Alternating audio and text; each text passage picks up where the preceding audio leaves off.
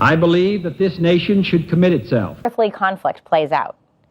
Joining us to explore this challenge is everyone's favorite astrophysicist, Dr. Neil deGrasse Tyson. So now that center of mass of particle physics moved to Europe, and it moved to Switzerland. I'd like to show you a clip. I'd like to get your reaction to what you see. Space jump.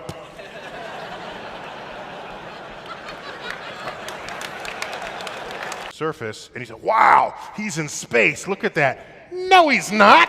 At that height, you don't see the curvature of the Earth if you are 2 millimeters above this beach ball.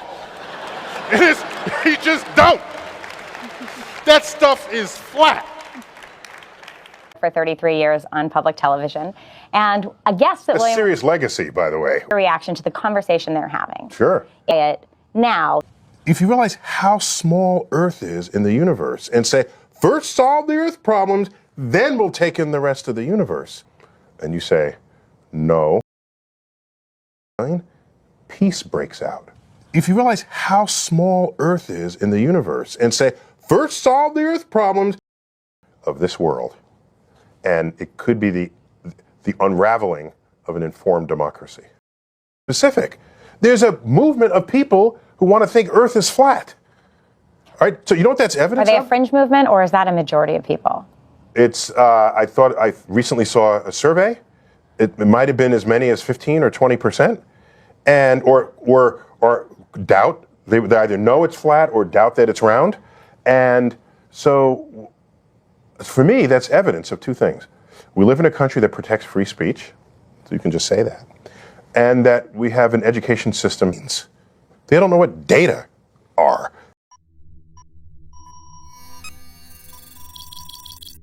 Crew lifted off and then landed on the moon a few days later. They don't know how to think about information and how to turn data into information, information into knowledge, knowledge into wisdom. In America, years ago, you know, hey, you hear about the New World? Ah, bull, there's no New World. You're going to sail off the end. No, really, there's an... Would say, I want to be open-minded. Maybe Earth is flat. You don't want to be so open-minded that your brains spill out. Your brains have a role in this to contain that which... So truth is truth. Objective truths are true whether or not you choose to believe in them. And landing on the moon. And Neil landed on the moon? No, I didn't land on the moon. I never Somebody landed on the moon. No, Beatles landing on the moon. And Neil Armstrong once said that when you actually lift off, it's really a big surprise. Best I could. But really, it's to inoculate us with stupidity. So there ought to be some way to put that in that acronym. A National Education Let's Not Be Stupid Anymore Act. Make America Smart Again. I hate to sound that harsh. Let me say it in a more positive way. If you are 2 millimeters above this beach ball, you just don't. That stuff is flat. Curiosity and learning, for many people, are viewed as chores. We all know people who, when they graduated high school, ran down the steps on graduation day and threw their notes in the air and said, "No more school." Bigger than ever before. So just from this whole flat Earth movement. You won't call those skeptics. They're They're just deniers. Yeah, they're complete deniers. No, a skeptic is someone who can respond to evidence. You say, "I'm not sure about that. Do you have better evidence or different evidence?" "Yeah, here it is." "Oh, okay. Now let's go on to the next problem." That's a skeptic. But someone who is flat out in denial because they don't understand how to understand, they're not skeptics. They are some other species of brain wiring that I don't, and he's in space, look at that. No, he's not. At that height, you don't see the curvature of the Earth if you are 2 millimeters above this beach ball. You just don't. That stuff is flat. And I don't go around blaming any of those people. We all come out of an educational system that somehow allows there to be walking, talking adults that think that way. And I'm thinking the problem is way deeper than just who's running around thinking the Earth is flat. You just don't. That stuff is flat. It's critical, as you mentioned, but when you have the flat earth people and pushback from creationists, which you received when you did the latest version of Cosmos, and even... So, like, what I try to do is, now, by the way, there are other people who try to correct every misstatement that's out there. That's not me.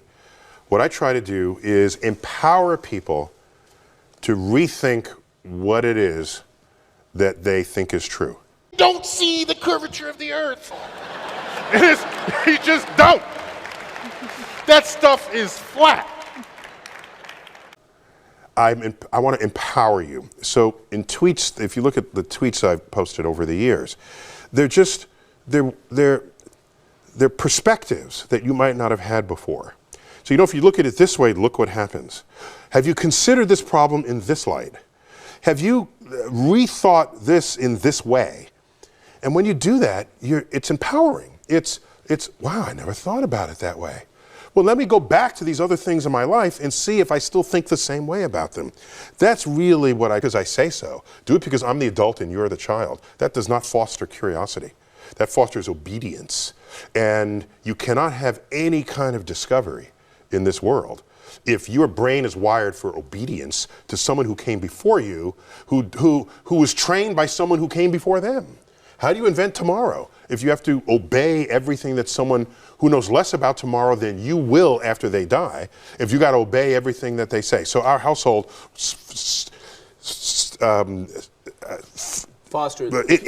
continue to stimulate the curiosity that is inborn into every child who's out there. Try to do. So we sort of age it out of the population and we do just fine. Try to do. And there's like a bunch of them, and they're all in a swarm.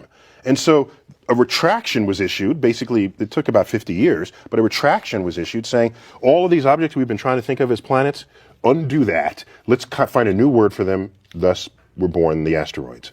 And we have the asteroid belt, as we have the Kuiper belt in the outer solar system. I thought it was interesting when the group of scientists met in 2006 to talk about, think, oh, we know everything now. We ought to be able to define that. Is there a definition now? I mean, there's a formal definition. So a planet is an object large enough for its gravity to shape it into a round object. Okay? Because if you don't have much mass, your gravity is less powerful than the structure of the rocks on your object yourself, and you can look like a potato. Any kind of shape is possible below a certain size. Usual structure on this little potato-shaped object that goes around Mars once in 7 hours. When people find out about that, they're going to say, "Who put that there? Who put that there?" Well, talked about that. I want to, before we start that, I want to start with a clip actually. Base jump.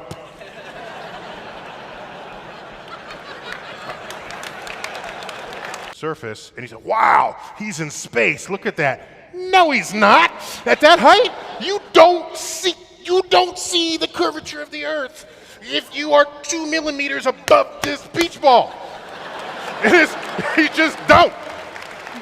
That stuff is flat. The globe. Look like a potato. hot potato, hot potato. Any kind of shape is possible below a